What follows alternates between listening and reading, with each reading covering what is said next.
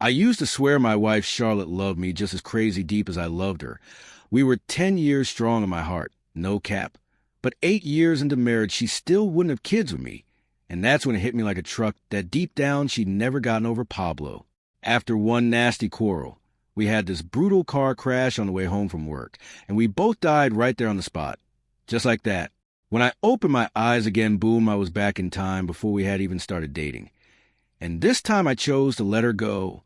Fast forward 10 years, she had turned into the CEO of a branch of a multinational corporation, living all flashy with glory and success. At a class reunion, she walked in holding Pablo's arm, showing off their relationship to everyone, basically rubbing it in my face like it was nothing. Calvin, I never thought you'd still be so devoted to me. You even waited for me after being reborn. I just gave a faint smile and pulled my wife and son into my arms, but she looked like she was about to cry. How could you fall in love with another woman, and even have children with her?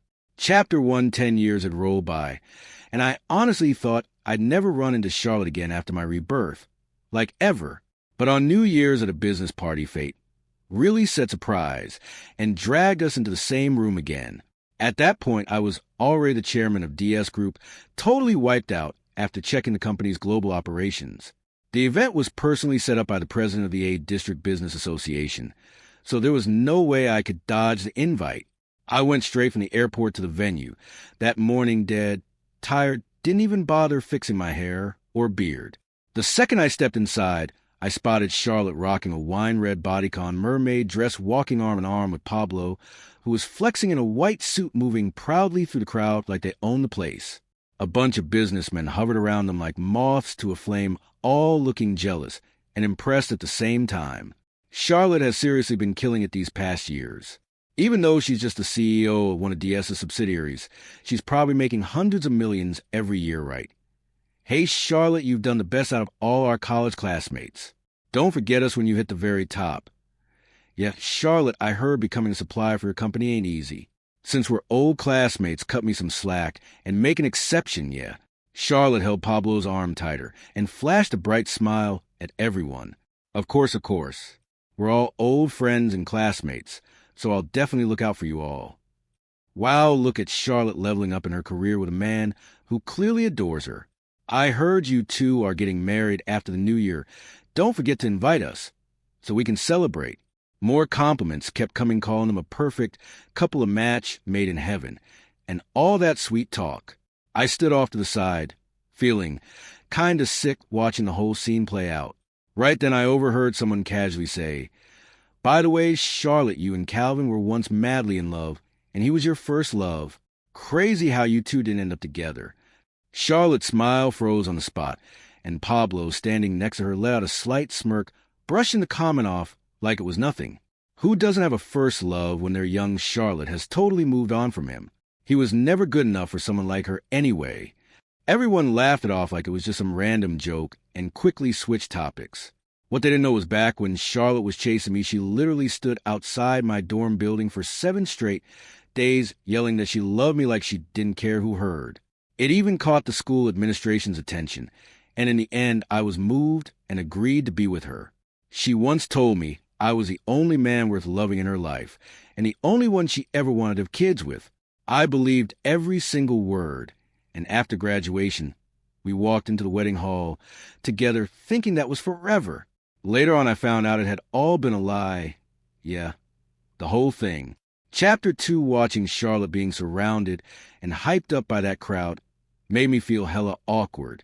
Just when I was about to turn away and find a quiet corner to sit, someone suddenly recognized me.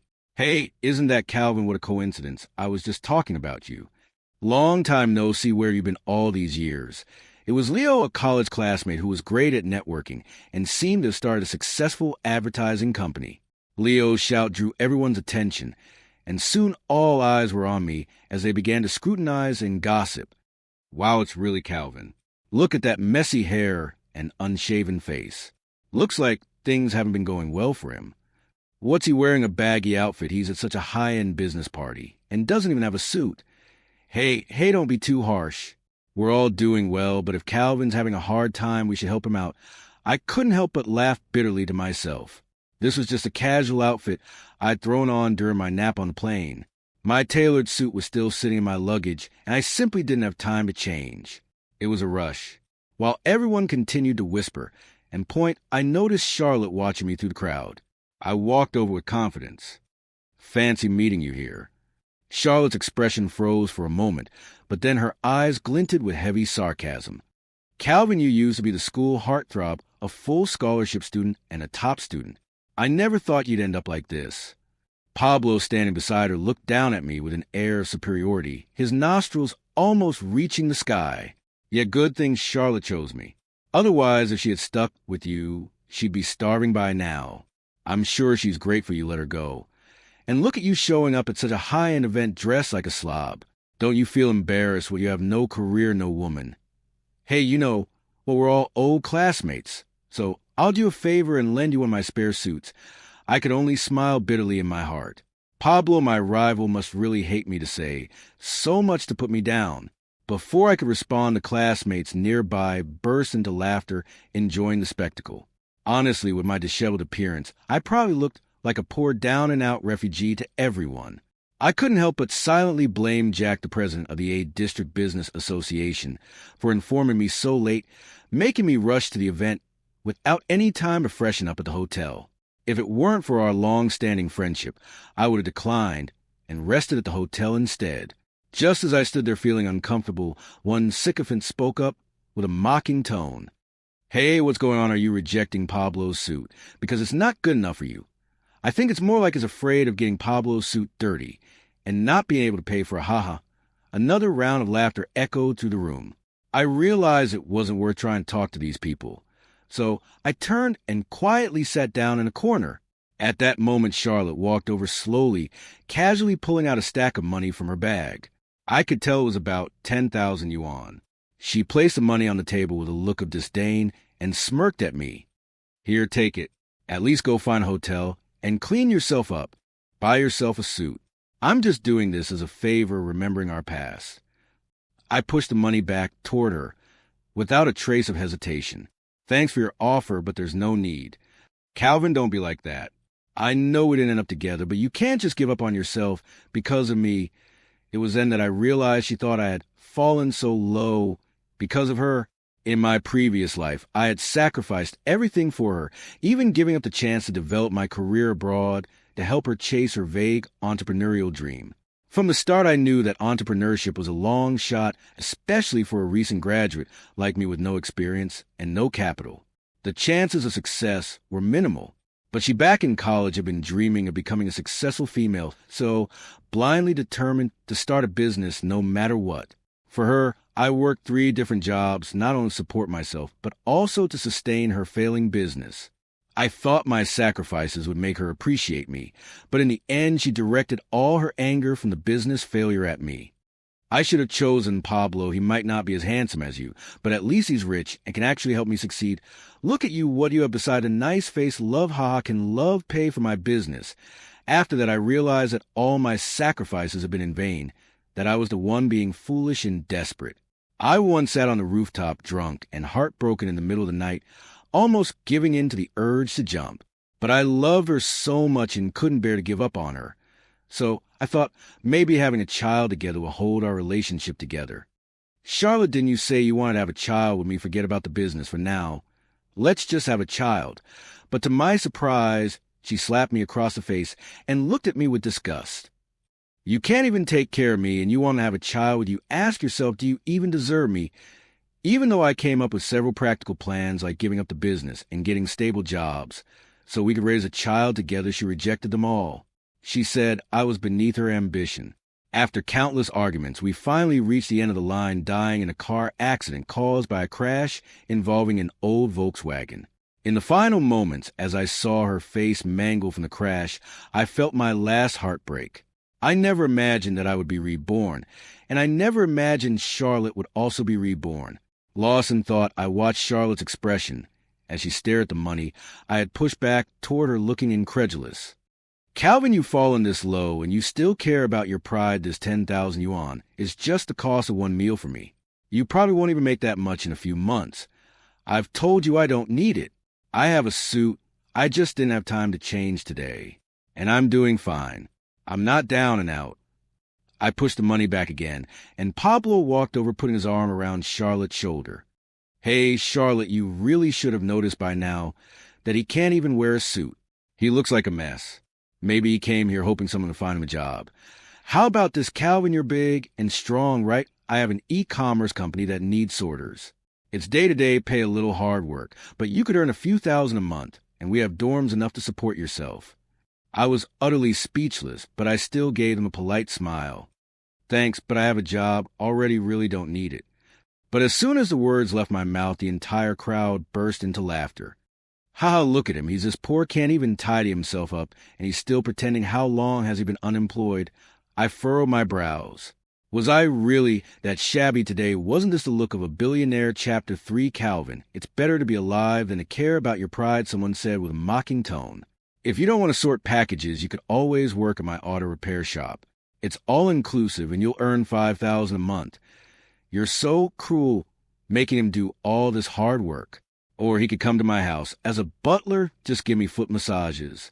$8,000 a month, haha. Everyone gathered around me throwing all sorts of sarcastic comments, and Charlotte's smugness was practically overflowing. She crossed her arms and looked down at me, sneering. Are you still pretending to be so high and mighty? Look at all of us, and then look at yourself. Do you really think refusing my money makes you look good? Pablo, standing next to her, sneered, as well looking at me with contempt. Exactly. Calvin, look at you. You probably haven't eaten a proper meal in days. How about you kiss my shoes, and I'll give you $100,000. How about that earning money? Isn't that shameful? This idea's even better. Come on, Calvin, crawl under my legs, and I'll give you $200,000, Calvin. Let me ride you. If you can carry me around and bark like a dog in the middle of the venue, I'll give you $500,000. Their insults were endless, and my anger was starting to boil. If I weren't meeting Jack, the organizer of tonight's event, I would have left already. But just as I was about to stand up and leave, a few people grabbed me and forced me back into my seat. TSK, the host of the party hasn't even shown up yet, and you're already planning to leave? Don't you think you're embarrassing, Mr. Jack? One person mocked. That's right. I heard Mr. Jack specially invited Mr. Falk, the chairman of the DS multinational group, to give a speech tonight. We don't even have a chance to meet him. You're really going to leave before the big guy arrives? Charlotte was practically gleaming with pride, holding her glass of wine and swaying it with excitement. I heard that Mr. Falk is a mysterious person, but as the president of the branch in Area A, I've never even met him. This is a huge opportunity for me if I impress him tonight. I might be the next president of Area A. Her determination made all the sycophants around her perk up even more. Miss Wu, I've heard the president of Area A's position might be up for grabs, and I'm sure it'll be yours, Miss Wu. If you become the president, we'll all be relying on you for support. I heard Mr. Falk is still single. Charlotte, if you catch his eye, your future will be limitless. The crowd's comments got more absurd by the second, and I couldn't take it anymore. I suddenly stood up, my voice cold. Mr. Falk isn't as low as you all think. Move out of my way. Jack is waiting for me. As soon as I said that, everyone burst out laughing. Did you hear that? Calvin just said Jack is waiting for him. Someone mocked. Calvin, you really lost it, haven't you? Jack isn't just the host of this event. He's also the president of the country's largest micron group.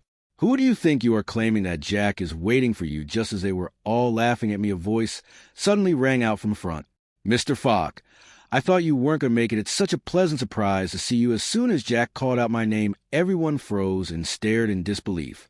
Jack rushed over to me, clapping me on the shoulder like an old friend, and shook my hand firmly. You've arrived. You really made this event shine. I've been waiting for you. Please come up and give the opening speech. Before anyone could react, Jack led me to the stage, not even sparing a glance at Charlotte, Pablo, or the rest of the crowd. The surprised looks on their faces were priceless.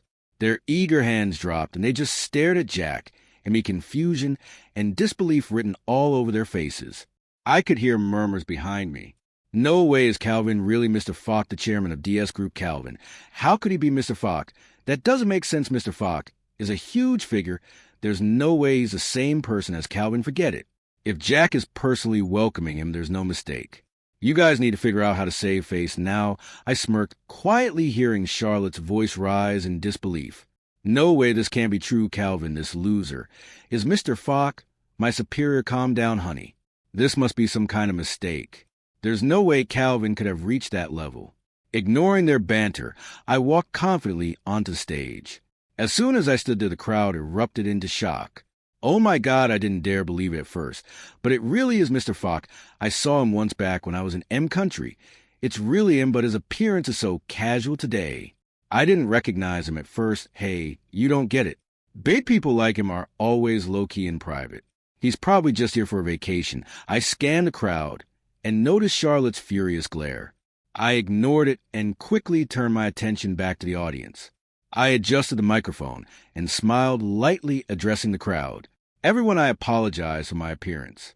I just arrived straight from the airport, so I didn't have time to change. I'm rarely in public events like this. Today I'm here at the invitation of Jack to attend this New Year's business cocktail party. My speech was poised and confident, and it caused a stir among the audience. Applause filled the room as soon as I finished. After stepping down from the stage, Jack pulled me aside, and we chatted for a while before I was surrounded by a group of business partners. Even the media, who rarely had access to me, started to swarm around, eager to get a piece of the action. These people were mostly trying to build connections with me, hoping to become partners with DS Group. I was exhausted, having not had enough sleep, and dealing with so many people drained me. Finally, after I managed to escape the crowd and find a quiet corner to catch my breath, Charlotte and Pablo appeared again, this time with even more hostility in their eyes. Chapter 4. Charlotte looked me up and down, sneering with a mocking tone. Heh, I really should be looking at you with new eyes, Calvin. Who would have thought that you're the Mr. Fogg everyone's been talking about, my ultimate boss? I put down my water cup, lifted the corner of my mouth, and looked at Charlotte indifferently before speaking calmly. So, Ms. Wu, the president of a small subsidiary under my A Region division, what brings you here planning to apply for a promotion or raise? Why? Charlotte stammered, but quickly recovered. Who says I want to be the president of A Region? If I had known you were Mr. Fogg, I wouldn't even bother being the president of your subsidiary. Her words, which revealed her true thoughts, caught me off guard. I just smiled and looked at her, shrugging slightly. In that case, I might as well tell you I am considering adjusting the selection for the A Region president, but it won't be you. Don't get your hopes up. And by the way, your subsidiary's performance this year hasn't met the standards, so I've asked the A Region president to reassess you.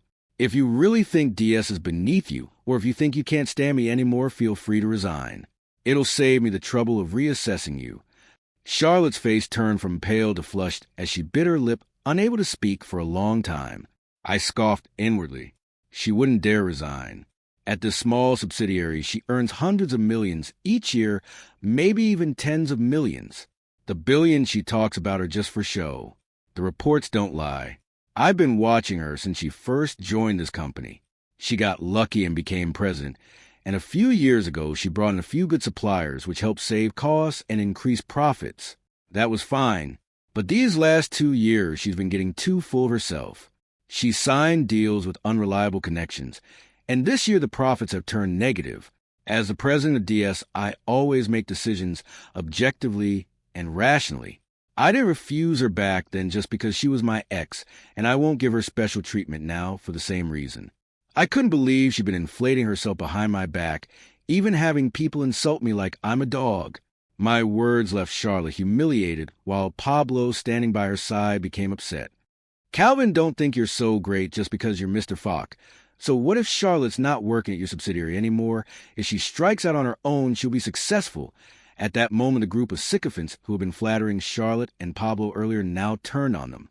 Hess, Charlotte, you've been bragging about how great the company is under your leadership. Turns out it's all fake. If Calvin hadn't spoken up, we might have thought you'd get promoted to the president of A Region. But now you're getting fired, huh? And Pablo, you're such a mama's boy mooching off Charlotte like that. What a shame. In the blink of an eye, Charlotte and Pablo became the targets of ridicule. They were no longer seen as a perfect couple, but rather as failures. Calvin, we were fooled by Charlotte. We didn't know you were Mr. Fogg. Please don't hold it against us. Yet Calvin, our company, just became partners with your subsidiary. We'll be counting on you. Hey, Calvin, thank goodness you dumped Charlotte.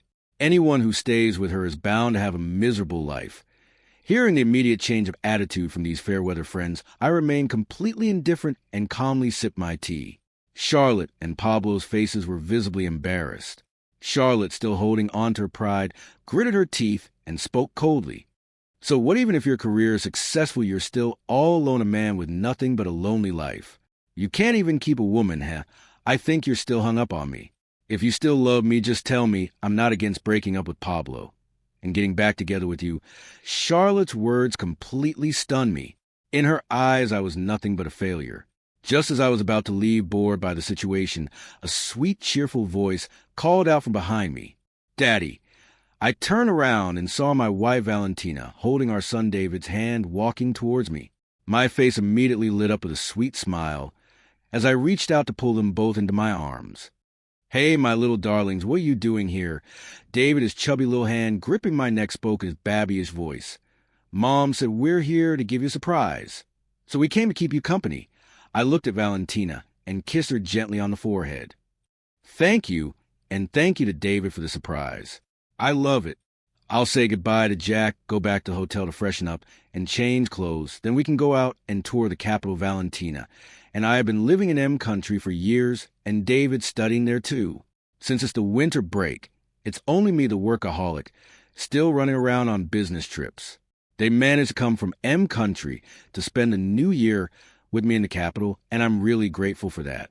Although my parents have passed away, I make it a point to visit their old house whenever I'm in town for work.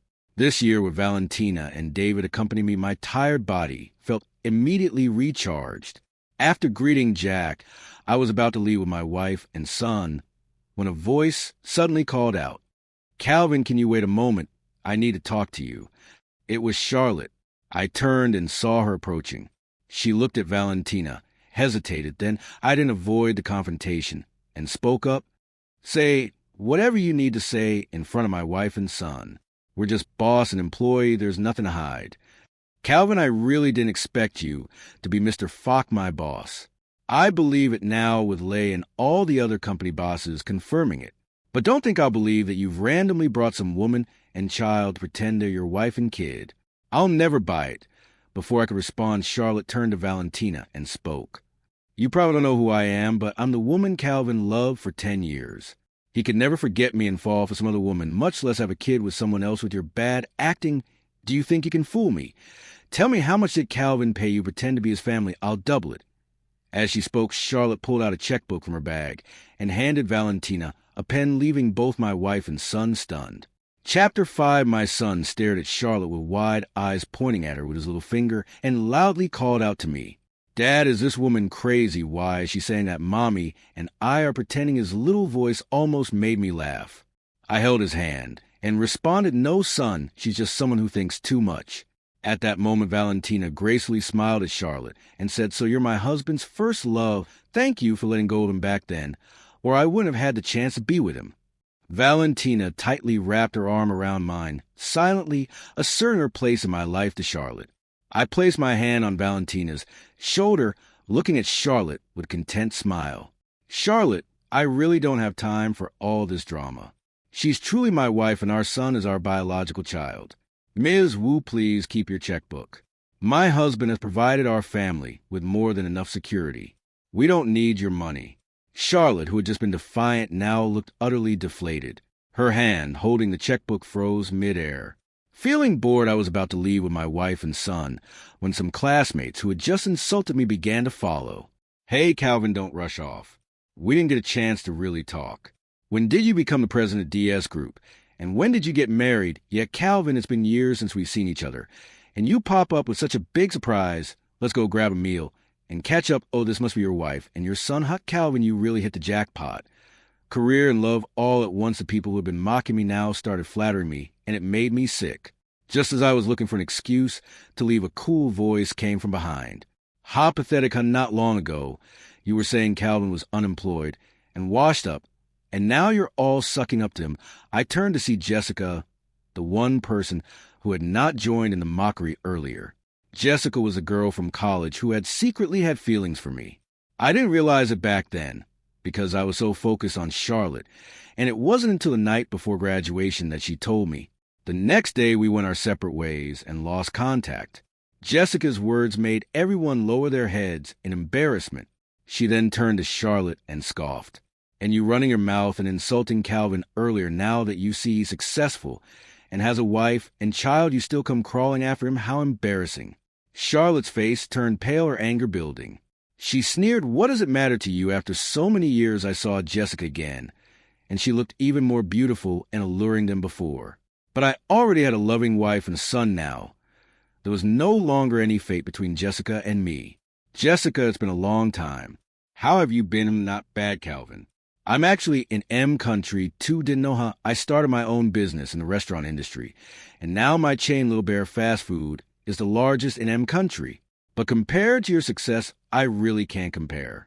I exchanged WeChat with Jessica and agreed to talk about a potential business collaboration when I get back to M country. She was the first old classmate I actively asked for contact details from at the party, which caused quite a stir among the crowd. As a few people crowded around asking for my business card and contact info, I made my excuses and led Valentina and our son out. My assistant had already arranged for a car to pick us up at the venue, so we headed for the parking lot. Just as I opened the car door and was about to settle Valentina and our son inside, Charlotte chased after us with a cold look. "Calvin, wait." I impatiently helped Valentina and our son into the car, then turned to look at Charlotte. "What do you want now?" Charlotte's eyes burned with resentment as she bit her lip and spat out, "You always said you loved me, that you only wanted to have children with me. But why behind my back did you marry another woman and have a child with her?" Her sudden outburst left me dumbfounded. I stared at her in disbelief. "Charlotte, are you out of your mind? Isn't it you who left me for Pablo? I found a woman I truly love, and I have a son now. Why would I have children with you?" Valentina met me when I was at my lowest in M country, helped me stand up again, and has been by my side for 10 years. "Why shouldn't I marry her and have children with her? And you, Ms. Wu, what right do you have to speak here?" Valentina did for me what I once did for Charlotte. She helped me through the toughest times, even working 3 jobs while I struggled. When my company started to succeed, she was always there. The difference was I didn't end up with Charlotte, but Valentina stayed by my side all this time. Charlotte suddenly looked away, and 2 tears fell down her face. "But I had no choice back then, Calvin. In this world, you're the one I truly love. As for Pablo, he's just a kept man, nothing more. Now I know I made a mistake. Please, let's get back together. I want to have a child with you and live happily ever after." I was stunned by her words. This was really shameless. My wife and son were waiting in the car, watching from front. And even if she wanted, I didn't. I couldn't even consider getting back with someone who had so little respect for me. I stared at her with disbelief, then pushed her away. "Charlotte, I know you've been reborn, but in both lives we never ended up together. That shows we have no fate. Please stop trying to hold on to something that's not meant to be. I won't leave my wife and son. Don't bother me again." With that, I got into the car and slammed the door shut. From behind, I heard Charlotte's heart-wrenching cry. "No, Calvin, don't abandon me. I still love you. Woo-woo." Driver, start the car now. As I saw Charlotte crying and chasing after the car in the rearview mirror, I felt nothing but indifference. In fact, I was starting to feel annoyed. Chapter 6, when we returned to the hotel I had booked in advance, the first thing I did was take a shower, style my hair, and shave. As I stood before Valentina and our son dressed in a tailored suit and feeling refreshed, both of them immediately smiled. Our son ran over and jumped into my arms, gently touching my smooth-shaven chin, and said sweetly, "While Daddy, you're so handsome, you should be careful. That crazy it might come after you again." I couldn't help but laugh, realizing that in my son's eyes, Charlotte really did seem like a crazy person. Since settling in M country, I've rarely come back here, except for the occasional business trip to Capital. The only thing here I felt any attachment to was the small courtyard in the South City where my parents once lived. It was the first time I brought Valentina and our son to visit it. The little yard hadn't changed much, with the old coal stove my parents used still in the house, along with some other old items.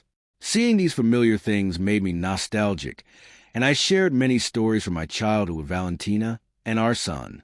Over the next few days, I took Valentina and our son around many historical sites, giving them a true taste of the capital's cultural heritage. Both of them had a great time.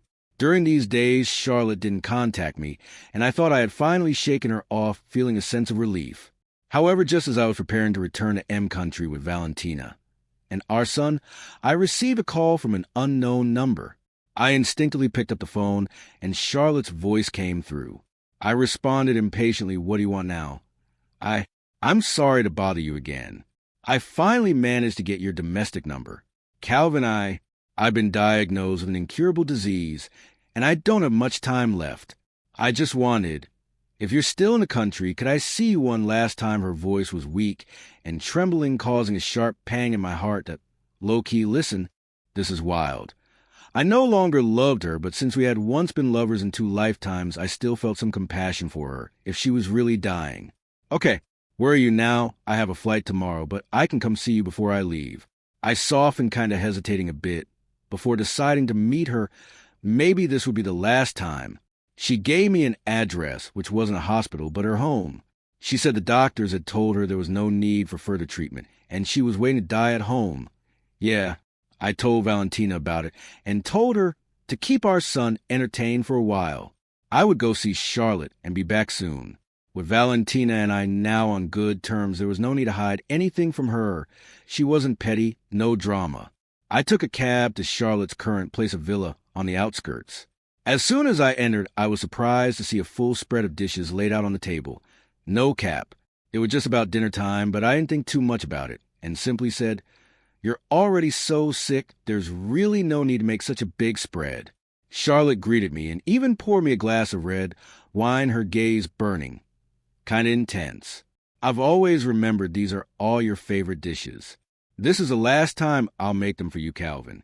Let's have a drink together." She poured 2 glasses of wine. I stared at her in surprise. "You're this sick. Can you still drink? You should ask with my condition. Now, if I don't drink now, should I wait until I'm dead? Like, seriously." Suddenly, I sensed something off in her expression. The so-called final meeting felt a little strange, low-key SUS. Looking closer at the glass of wine, it seemed like there was something unsettled at the bottom. My alertness kicked in. "Can you serve me a bowl of rice? Let me eat something first." Charlotte hesitated, but didn't refuse. She quickly turned to get me some rice. Taking this opportunity, one switched our wine glasses and pretended to eat a few bites of food before drinking the wine in one go. Smooth. Charlotte followed suit, drinking her wine quickly. Within 10 minutes, her face turned crimson, her body grew hot, and she began to moan and strip off her clothes. Calvin, I feel so hot. I really want you to." Charlotte crawled toward me like a snake, and at the same time, I noticed a red light blinking from the corner of my eye. There was a camera. Boom. A chill ran down my spine as I suddenly realized this was a trap. No kidding. I sighed and went to the kitchen to grab a basin of cold water, dumping it all over Charlotte's head. She shuddered and immediately snapped back to her senses. When she realized her scheme had been foiled, she was furious, shouting at the room, "Pablo, you idiot! Don't you see the plan failed? Why aren't you coming out to help?" Seriously. I was genuinely surprised that Pablo was here. He immediately rushed out swinging a baseball bat to strike me. I grabbed the bat with one hand and kicked him away. Easy. At that moment, the assistants who had been waiting outside rushed in, and together we subdued Charlotte and Pablo, driving them out. The assistant wanted to call the police, but since we were leaving for M Country the next day, I couldn't be bothered to deal with it. Not worth it. I did feel a bit sorry for Charlotte, who had ended up like this, but that was all. That night, I informed the HR department and directly fired Charlotte. The next day, I left for M Country with Valentina and our son, diving straight into my busy work. Back on the grind. 3 months later, I saw a news story on a local news app. It was about Charlotte. She had been diagnosed with brain cancer, and it was already in the late stages with little time left. Maybe this was her just deserts. Karma hits. And as for Pablo, when he found out she had cancer, he didn't stay to support her. Instead, he took all her money and ran cold. But none of that mattered to me anymore. In this life, I had a brand new life to live, for real.